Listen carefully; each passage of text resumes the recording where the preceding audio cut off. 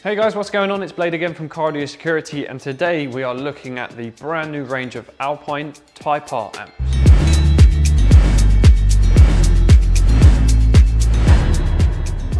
So Alpine have brought out 3 brand new amps in their Type R range. They called it the R2. So they've previously released brand new S Series, so the S2. These are now the R2, so they're basically the step up, the Type R range, a lot more power and a lot cleaner signal. So we have a 4-channel, we have a small monoblock, and we have a big monoblock to go through. Okay, so before we delve deep into the guts of every single amp that we have here, let's look at the aesthetics of them, because they are pretty nice looking amps and they are pretty amps. So they've gone with an updated version of their previous design. It's more of a rectangular style shape, which is a bit nicer for installation rather than the old style where they made it a bit more square style. And they've left all the connections on one side, and you've got all of the, basically all your dials, all your tuning set up in the top. So as you can see on this one here, you've got your low pass filter, high pass filters, gain control, and switches and whatnot.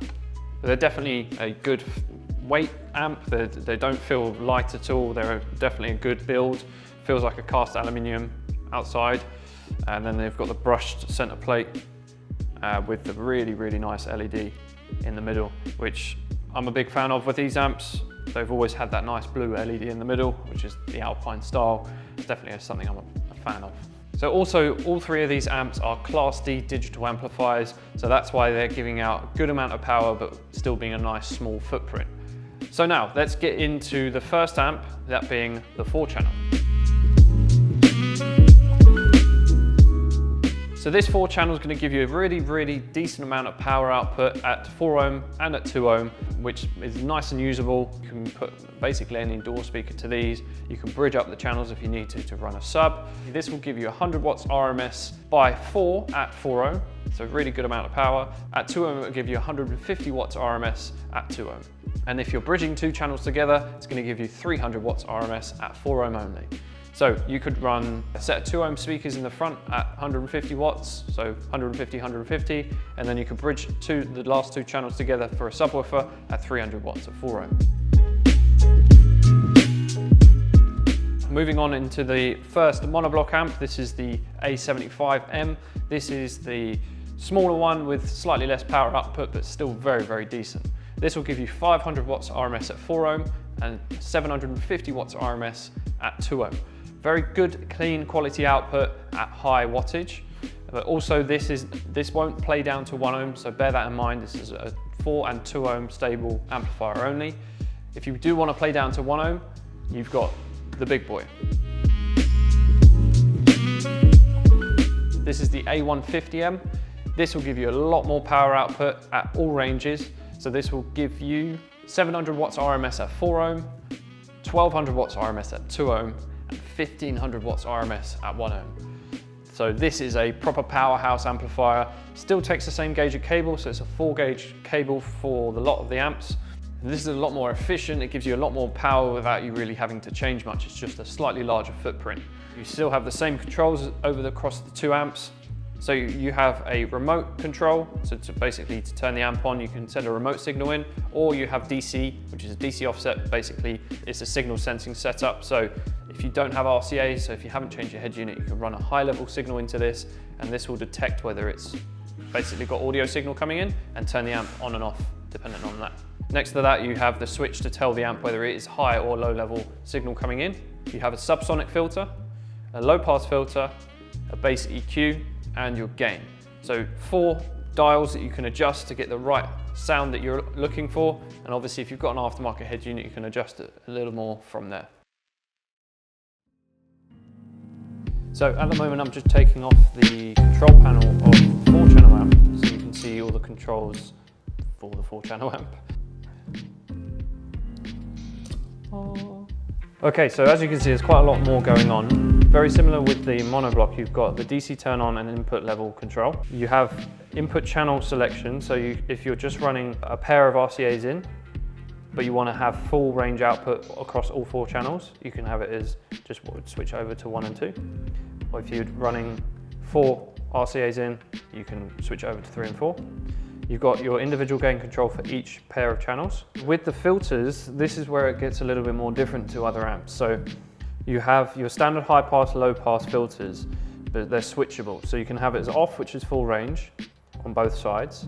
You have high pass, which is adjustable through this control here, which is high pass and low pass. So you have from 40 Hertz to 400 Hertz. You have high pass -H, which is for tweeters only.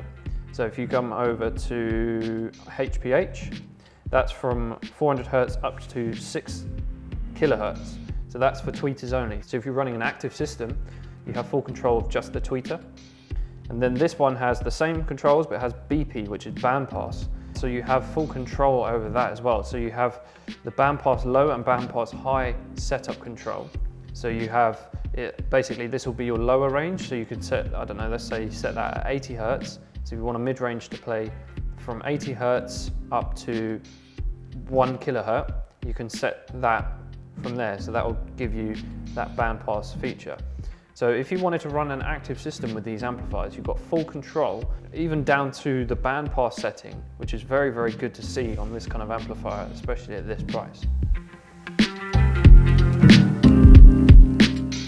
So as I've mentioned, they're all front-loading terminals, so everything is connected on one side of the amp, which is really nice to have. So if you want to mount this on a board, everything's coming out the bottom of the amp. There's no connections from top and bottom. So it's a little bit neater that way. And obviously, if you're controlling it through all of your dials here, you set it all up and then you can put your panel, like this one here, back over the top when you're finished. So it's all finished off. It looks very, very neat. When you're setting the system up or you're having someone set the system for you, you've got to make sure that this is set before you put that panel back on. Otherwise you have to unscrew it again and then reset it. So when you're installing it, make sure that you have this panel off and to the side until the very last moment, and then you can put that panel back on. But obviously if you do need to take it off, it's not the end of the world. It's literally 4 Allen key screws, and they do provide the Allen keys in the box with it. Also in the box, you get a very, very helpful feature that Alpine do with their amps, and that's called a berth sheet. So, as well as the Allen keys and screws and general information about the amplifier, you get this, which is the berth sheet. So if I take this out, so this is the berth sheet for the 4-channel amp here. So as I said, this 4-channel amp is rated 150 watts RMS by 4 at 2 ohm. Now, they've actually bench tested this, and the actual output is 163 watts RMS. So you're getting a little bit extra wattage for your money. Same goes for the small monoblock. This one, as I said, is 750 RMS at 2 ohm. This actually gives you 906, so way more power than it's actually rated to. You do have to be careful with this sometimes, so obviously make sure you read this before you go and buy your subwoofer, or if you're whacking the power up, you just got to be very careful because that's actually putting out nearly 1000 watts RMS at 2 ohm. Now obviously every amp's different, so you're not going to get the exact same power from the next amp. They're going to be slightly different, but they'll be in and around the ballpark, same kind of power. Then the big amp, as I said, this is rated at 1500 RMS at 1 ohm. This gives you 1544. So only a real small difference, but this is a big powerhouse of an amp anyway, so you're not really going to need much more than 1500 watts.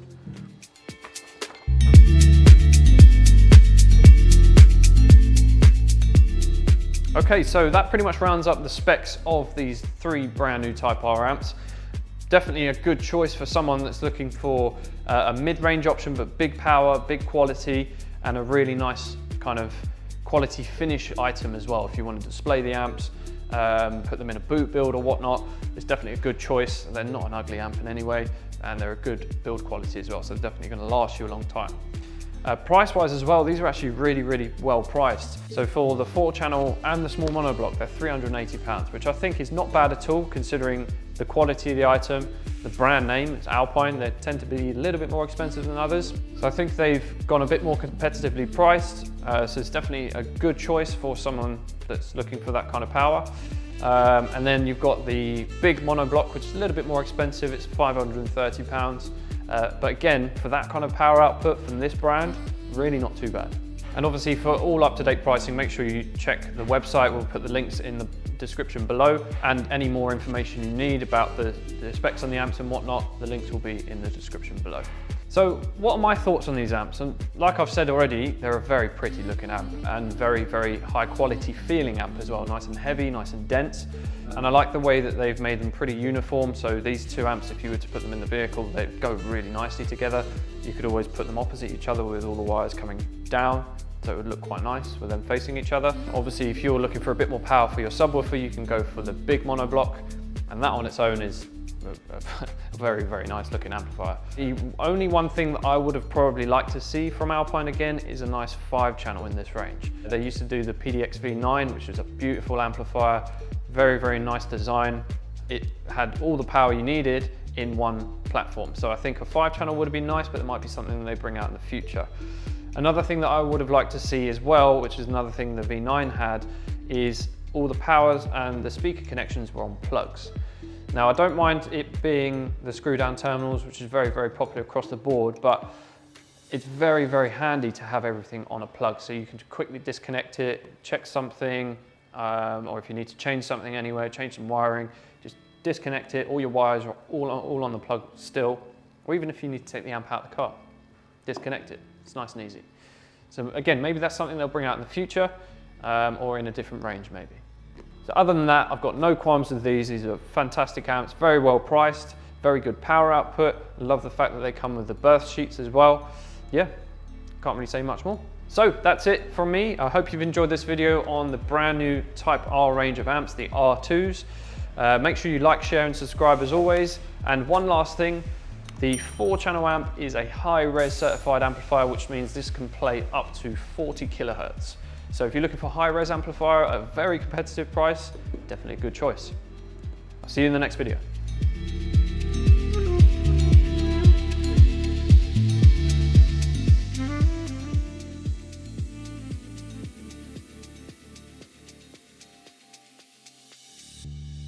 Thank you.